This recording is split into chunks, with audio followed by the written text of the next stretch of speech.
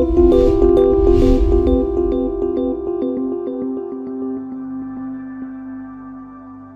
what I want to do in this video is talk about the Torah Codes. I'm not going to give you a lot of examples, but it's more a case of how they work. I want to bring it down to very, very basics. So even if you don't know how to read a Hebrew letter, you can get an idea of how it works.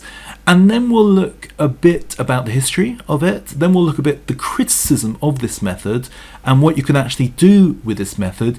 And then we'll go into a couple of examples and whether the whole thing matters and whether the whole thing is true as well.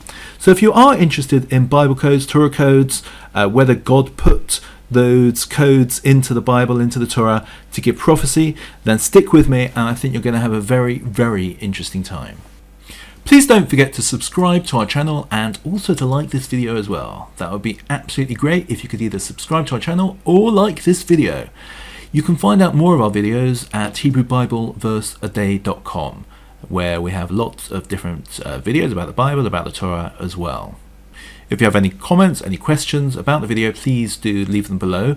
And also, if you take a look at the description, I'll also link to a couple of other videos that I've done, which are also about the Torah codes, and you may find pretty interesting. The main method that people use to find Torah codes is the equidistance letter sequence method, also known as ELS. The idea is that you find somewhere to start, and then you find the first letter of the word that you're trying to spell out, and then you find how long it is until the second letter of the word. And if it's the same distance between all of the letters of the words, then you've found a supposed code. And if you do that with two intersecting codes, that means even more, as in that there's less statistical chance that that will actually happen. So it's usually done on the Torah in Hebrew, because that is thought to be given directly from God and written by God, and gives more chance that the Torah codes are true. What we've got here is actually English letters, just to show an example. And what you can see is that they've first done the word Bible. Now, one of the rules is that you can do it either forwards or backwards. So here, the example Bible and code are backwards.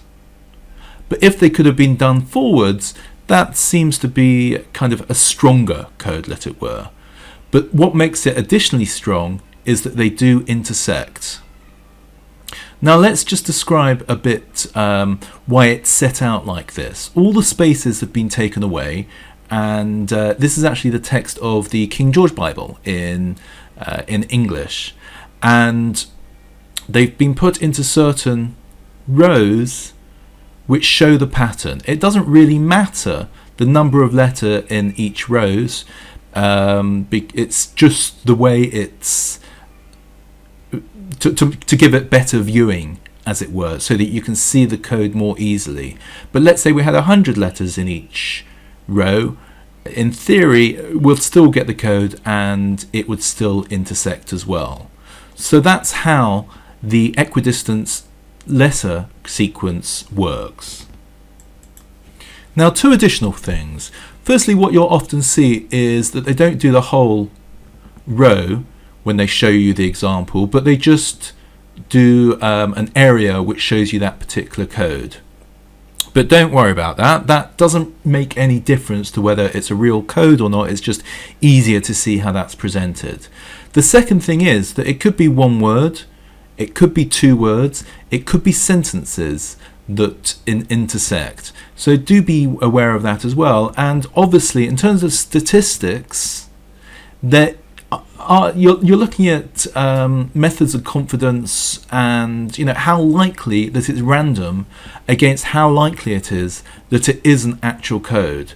And obviously, the longer the word or the longer the step between each letter, the less likely it is that it's a true example. There are three main criticisms of the Torah Codes, the Bible Codes, and why people are skeptical about them. The first is that some people doubt whether the Torah, with the letters that we use today, was actually the same as given by Moshe, by God to Moses, or whether they've been changed. It's said that the text that we use today was actually only finalized in around the 1st century, around the time of the destruction of the Second Temple, by Rabbi Akiva. And the Dead Sea Scrolls, for example, have different letters in the Torah, and so the number of letters and the order of the letters as well is not the same in, let's say, all editions that we currently have of the Torah text. Now, what can be argued against that is that the text, the codes were put in, all editions of the Bible, and it was actually through God's power that He made sure that both the Masoret text and the original text were actually containing the codes. The other thing that is a very big criticism is whether it's coincidence or not that the codes appear, and how the data for the experiments are chosen.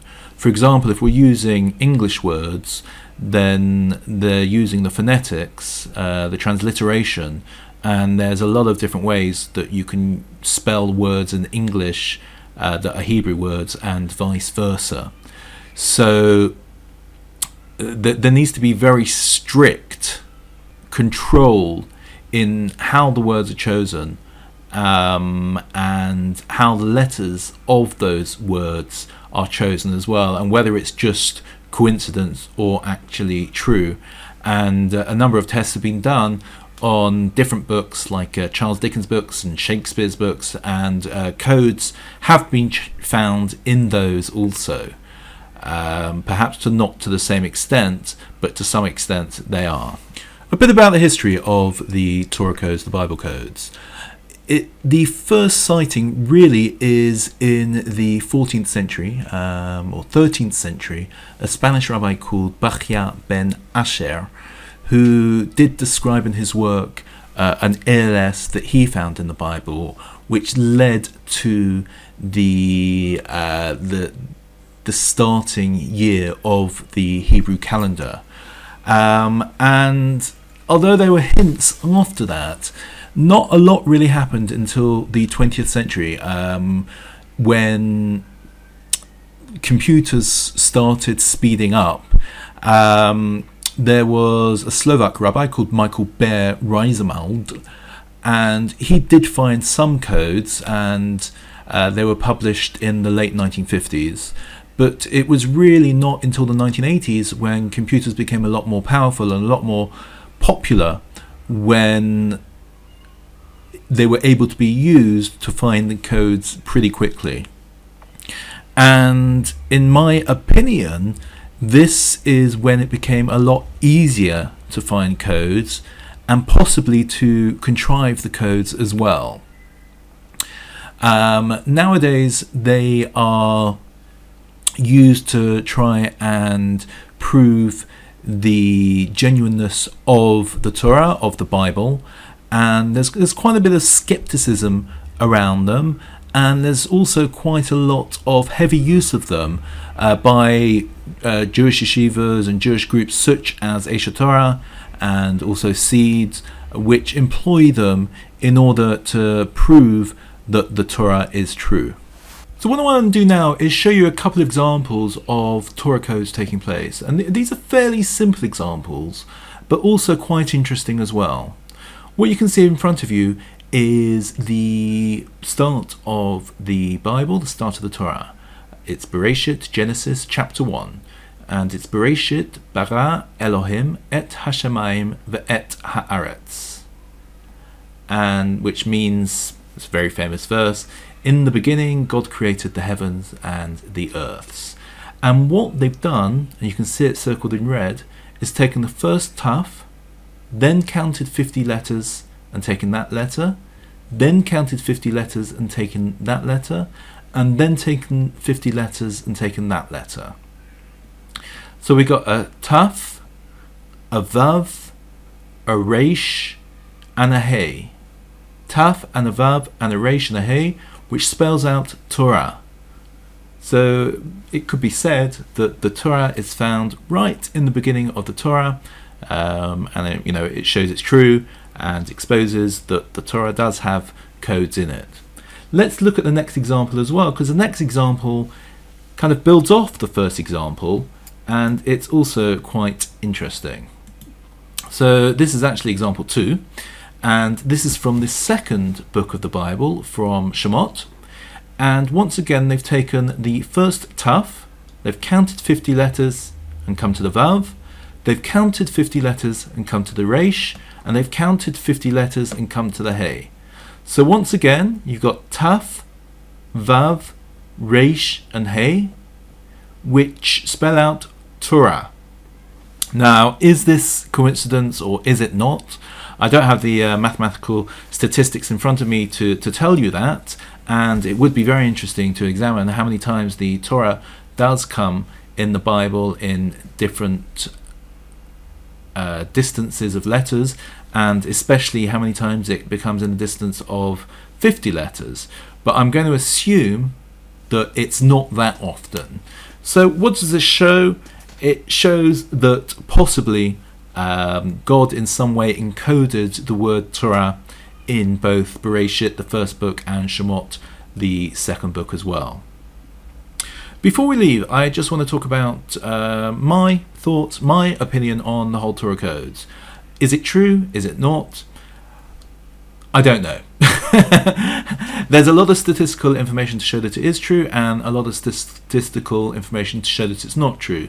As we mentioned earlier in this video, a lot of the statistical information to show that it's not true has to do with the methods that people who say it is true have chosen in order to conduct their experiments, and whether they are truly laboratory handled experiments where the right conditions were chosen.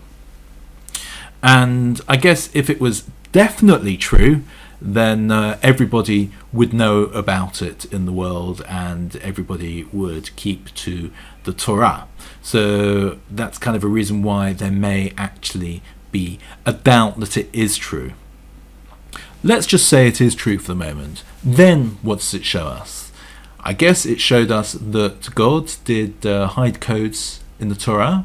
Why would he have done that? Perhaps so that to give an added value to the Torah and to try and help people believe in the Torah.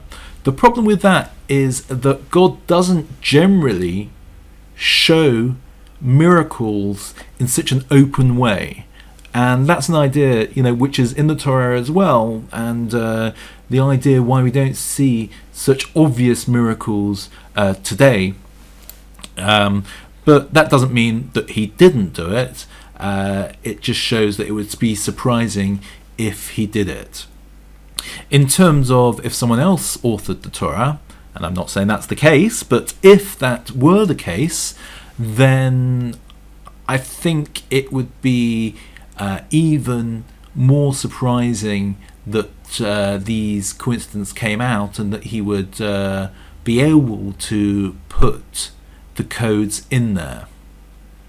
Now, there is a bit of controversy of what you can actually do with the codes and what kind of codes you should be looking for. And some people say that you shouldn't be using these codes to predict things that may happen, because you can actually use it to predict probably anything depending on how you created your laboratory tests. But you can look at it not to predict things, to look at historical things and how they happened.